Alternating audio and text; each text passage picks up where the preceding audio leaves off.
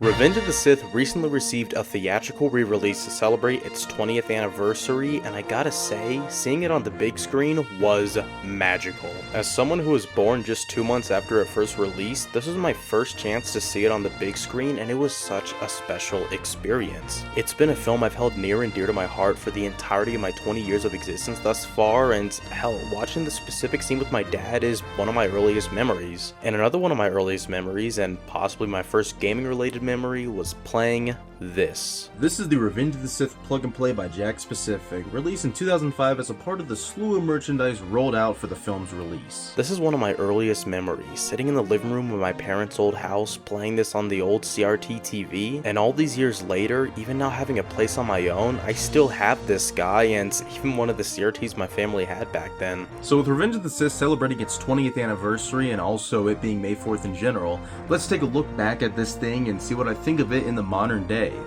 I mean, gaming has come a long way since this thing's release, so what the hell could this thing be like these days? But first, a little background. I'm sure most of you remember if you were around in the 2000s, but this is a plug and play, which were a line of game systems that were incredibly popular in the mid-2000s. They were called this because all that was required to play the games was just plugging them into your TV. They had composite cables, which most modern TVs still have, but they're usually hidden in the back. But CRTs would have a set of composite ports in the front, making playing these as simple as plugging it in here and turning on the controller. And it was a cheap alternative to game consoles. They had multiple games built in and ran on batteries, which made them really easy to hook up and play. I have a few others, like this iconic Namco one, which was my introduction to a ton of these classic arcade games, and even this Atari 2600 one with a decent selection of 2600 games. That's right, the Atari 2600 is among my earliest gaming experiences, and all these years later, this is still my preferred way to play the 2600. Alright, enough background on plug and plays in general. Let's now take a look at what was easily my favorite one as a child. Yeah, the battery cover's missing.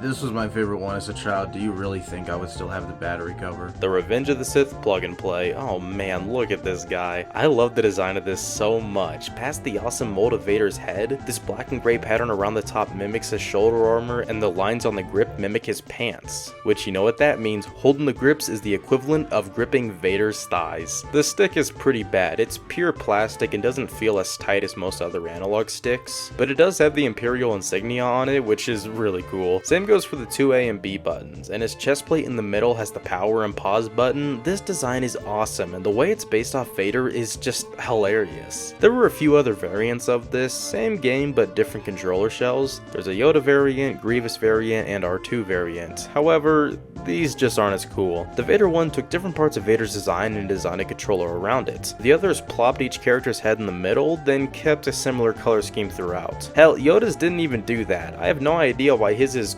gray and orange. Anyways, let's plug this in and give it a go.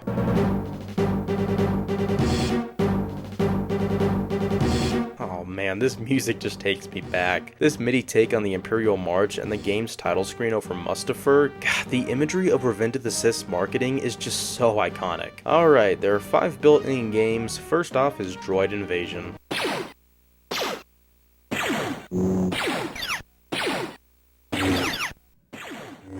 Isn't this epic? Yeah, so this is like a Star Wars themed Arkanoid. You play as Obi-Wan and fend off waves of battle droids, super battle droids, and other droids of the sort. It's as simple as it gets, just deflect the blast at the enemies, destroy them all before they reach the bottom, and don't get hit. There's a small boss fight with the MTD, but that's also pretty easy, and after clearing a few waves, it's on to the next location, and rinse and repeat. That's how a lot of plug and plays were, arcade games in which you'd shoot for the high score. What's weird to me is that these locations were not in Revenge of the Sith. I mean, technically Naboo was, but only for Padme's funeral. But Geonosis? That wasn't in Revenge of the Sith. Also, there's a third stage which is Mustafar, but I didn't get that far. It's just those 3 locations and it repeats indefinitely. The noises are a throwback though. The blaster fire and deflection noise, and of course that alarm blare. It just takes me back. I love it. Overall, this is a serviceable game, but it's never been my favorite. Next up is Coruscant Attack, which is like any space shooter arcade game. This is based on the opening scene during the battle over Coruscant,